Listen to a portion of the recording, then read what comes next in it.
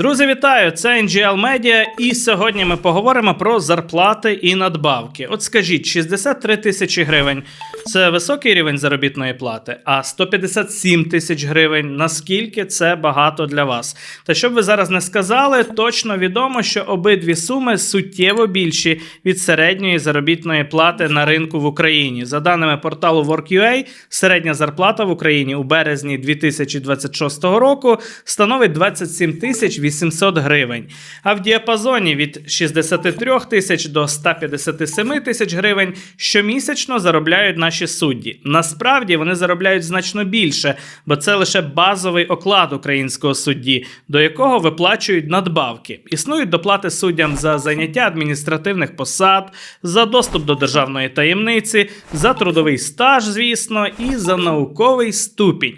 Якщо з першими трьома категоріями все загалом зрозуміло, то наукові досягнення наших служителів Феміди викликають багато запитань, зважаючи на якість їхніх публікацій, дисертацій і всієї тієї писанини, яка і надає їм, зрештою, статусу докторів наук чи філософії. А надбавка до зарплати українського судді таки суттєва. Захистивши дисертацію, можна збільшити свою щомісячну винагороду на 15-20%. 15% надбавки належить доктору філософії або кандидату наук за старим стилем, а 20% передбачено для доктора наук у суддівській мантії. Не дивно, що у нас кожен п'ятий суддя має науковий ступінь. У 2025 році лише на щомісячні доплати суддям за ці ступені виділили 123 мільйони гривень, а за останні 4 роки ця сума становить майже півмільярда. Наша журналістка Марія Горбань дізналася судді, яких суддів найчастіше захищали дисертації та отримують надбавки за науковий ступінь. І що не менш важливо, у своєму матеріалі Марія дослідила, чи дотримуються вони правил академічної доброчесності, тобто чи не грішать плагіатом та іншим неподобством для додаткового заробітку. І окрема радість почитати, як реагують наші судді, коли їх спіймали на крадіжці інтелектуальної праці, яка належить комусь іншому, або ж під час викриття несусвітніх дурниць у їхніх дисертаціях. Запрошую вас прочитати цей матеріал на нашому сайті, а також підписатися на наш YouTube та соцмережі і долучитися до спільноти NGL Media, де вже понад 300 постійних учасників. Усіх наших прихильників чекають бонуси і приємні подарунки, ось такі, як ось цей худі, який зараз на мені, та інший мерч. Усі деталі в описі до відео. Отож, майже 1000 українських суддів отримують щомісячні надбавки за наукові ступені. Точна їхня кількість на сьогоднішній день – 916 осіб. Найбільша концентрація вчених у Верховному суді, а саме 96 суддів із 146. І лише на доплати до їхніх зарплат щороку йде близько 30 мільйонів гривень. Цікаво, де ще існує така практика фінансово винагороджувати суддів за вченість. Відповідь – ніде у цивілізованих країнах Європи. Насправді це спадщина дрімучого совка, і цілком розумним було би взагалі скасувати ці надбавки. У світі ніде немає доплат за науковий ступінь, крім країн колишнього Радянського Союзу, тому що тоді це існувало як практика купівлі лояльності. А зараз, я не знаю, це вже якась бізнес-система. Потрібно позбавити цієї доплати. Якщо це стосується науковців і освітян, то там необхідно провести реформування оплати праці. Співзасновниця і координаторка громадської ініціативи Десергейт Світлана Благодєтєлєва-Вовк разом із колегами уже 10 років систематично перевіряє наукові роботи щодо академічної недоброчесності. Вона переконана, що далеко не всі здобувачі наукових ступенів є, власне, науковцями. Доволі часто це державні службовці, які використовують науковий ступінь для отримання привілеїв, серед таких і надбавки до зарплати. Науковий ступінь – це дуже прагматична річ. По-перше, ти в будь-якому випадку входиш до інтелектуальної еліти. По-друге, отримуєш економічну винагороду. І по-третє, після кар'єри на держслужбі людина може влаштуватися викладачем в університеті. Як розповідає Світлана Благодетєлєва-Вовк, на нелегкому шляху до наукових вершин державним службовцям готові прийти на поміч цілі мережі недобросовісних працівників зі сфери освіти і науки, які закривають очі на плагіат, а також ті, хто готовий написати дисертацію під ключ. Такий бізнес, побудований на обмані, через який держава Україна щороку витрачає мільярди гривень на доплати за наукові ступені тим, хто не мав би ці ступені взагалі отримати. Активісти ініціативи Десергейт вважають, що на фейкові доплати за науковість усім чиновникам щорічно виділяють від 10 до 12 мільярдів гривень. А серед тих, хто сам заробляв на написанні дисертації на замовлення, був і кандидат у судді Чернігівського апеляційного суду Олександр Короленко. Громадська рада доброчесності підготувала висновок щодо цієї ганьби, звернувши увагу на те, що дисертація Короленка на 22% збігається з іншою науковою роботою. А вже в жовтні минулого року на співбесіді у Вищій кваліфікаційній комісії суддів Олександр Короленко повідомив, що на потенційній новій посаді його цікавить саме космічне щомісячне грошове забезпечення суддів. Це цитата.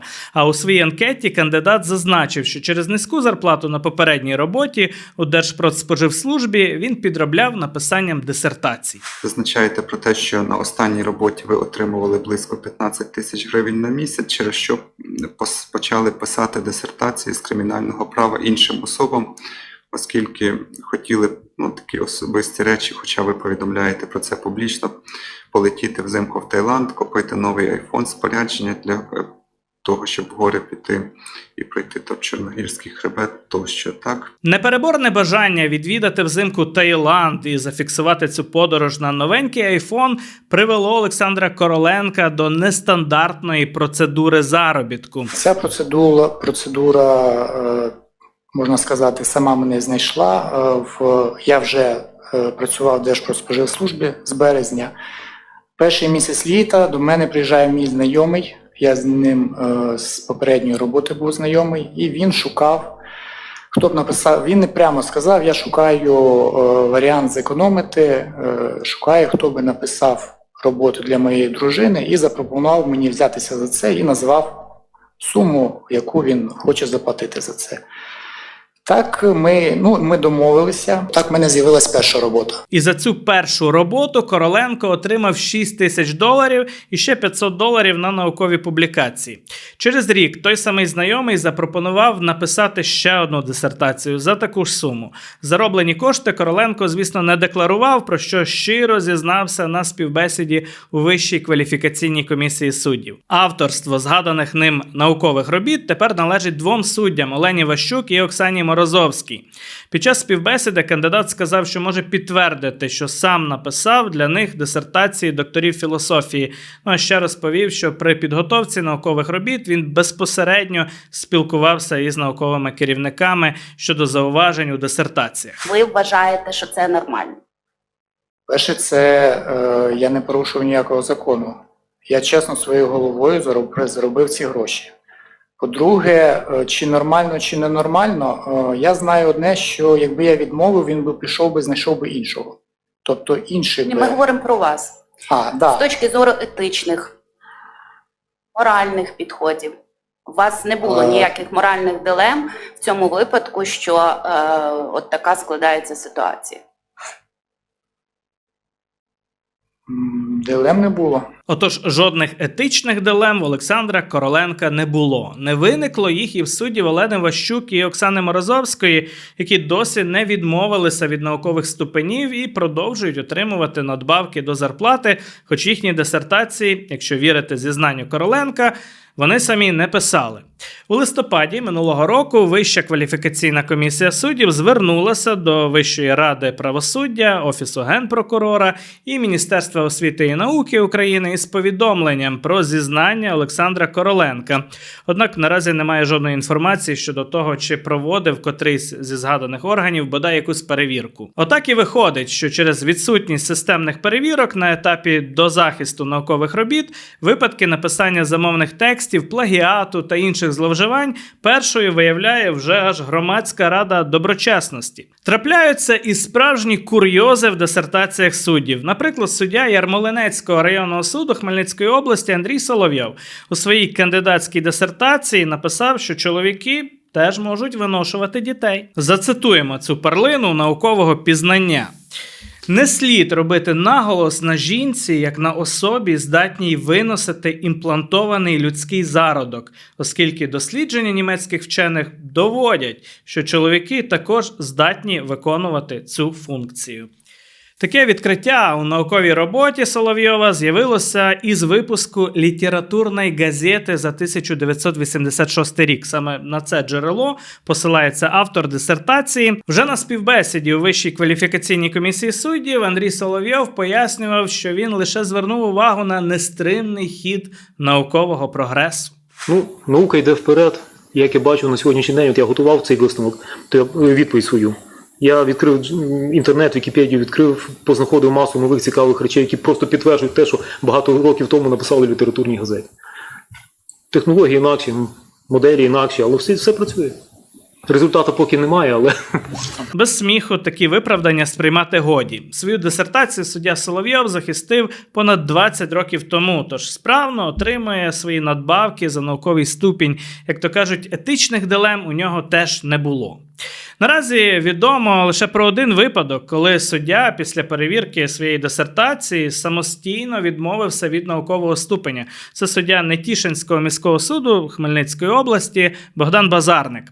У його дисертації Громадська рада доброчесності помітила низку запозичень із чужих наукових робіт без посилань, тобто, по суті, це класичний академічний плагіат. Коли мені стало відомо, що в Громадської ради доброчесності є ряд цих запитань, я проаналізував з науковим керівником. Відповідно, мною було прийнято рішення скористатися своїм законним правом і в порядку статті 50 постанови Кабінету міністрів, яка внесла зміни, добровільно відмовитися від даної дисертації. Відповідальність за появу плагіату в дисертації цей суддя спробував розділити із науковим керівником, опонентами, вченою радою університету, які, мовляв, не помітили такої проблеми щодо захисту роботи. Але рішення судді Базарника абсолютно виняткове. В більшості випадків спіймані на плагіаті взагалі нічого не визнають, тож активістам Десергейту і іншим небайдужим людям доводиться оскаржувати, на їхню думку, нечесно отримані наукові ступені. Скарги приймає Національне агентство із питань забезпечення якості освіти, НАЗЯВО, і подати їх можуть лише науковці. Єдиним успішним випадком, коли суддю позбавили наукового ступеня за плагіат, стала історія судді Печерського райсуду Києва Оксани Царевич. Відома вона широкому загалу як суддя Майдану. Торік захистила наукову дисертацію на тему «Корупційні ризики у сфері надання публічних послуг». Експерти побачили плагіат у її дисертації і публікацію чужих наукових робіт під власним прізвищем ще до захисту, але вчена рада присудила їй ступінь доктора філософії. І лише через півроку цей ступінь таки скасували. Всього ж, за даними Міністерства освіти і науки України, за 25 років в Україні через виявлений плагіат позбавили наукового ступеня лише 22 людини.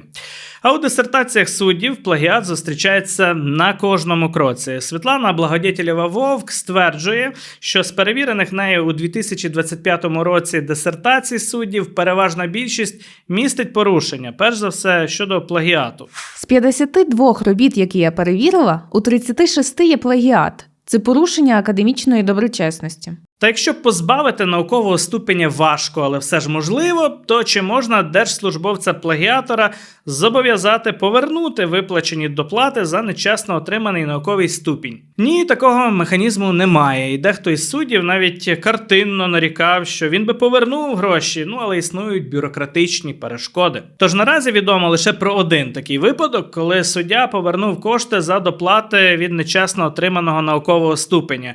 Це суддя Великоберезнянського Бердянського районного суду у Закарпатській області Петро Тарасевич, який отримав несправжній науковий ступінь у Міжнародній академії управління персоналом. Про те, що він не може отримувати надбавок за науковий ступінь, суддя нібито дізнався під час конкурсу до Львівського апеляційного суду. І після цього він повернув 642 тисячі гривень на рахунок Державної судової адміністрації у Закарпатській області. Я вважаю, що після цього, як з'ясувалося, що дані кошти не повинні були б мені виплачувати за таким дипломом, хоча воно з'ясувалося от зараз під час проведення співбесід, я вважав, що правильно повернути дані кошти.